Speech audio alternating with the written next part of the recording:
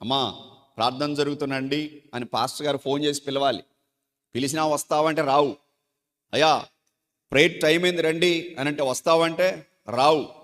ఏదో ఒక సాకు చెప్తావు, ఏదో ఒక సమాధానం చెప్తావు. నువ్వు సమాధానం చెప్పేది, సాకు చెప్పేది దైవజనుడికి కాదు, దేవునికే చెప్తున్నావు. దేవుడు ఆ సమాధానాన్ని అంగీకరిస్తాడా? ఆ సాకును అంగీకరిస్తాడా? వారు ఎట్లా వెళ్ళారట అమ్మా? ఆలస్యంగానా, ధీమాగానా, జాగుగానా, నిర్లక్ష్యంగానా, మెల్లిగానా? అసలే కాదు, త్వరగా వెళ్ళారు.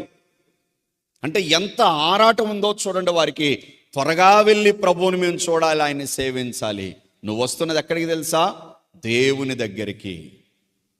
ఎక్కడికి వస్తున్నావు నువ్వు?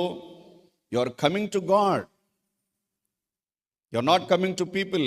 మనుషుల దగ్గరికి రావట్లే, నువ్వు దేవుని దగ్గరికి వస్తున్నావు. సో టు సర్వ్ లార్డ్, దేవుని సేవించడానికి వస్తున్నావు.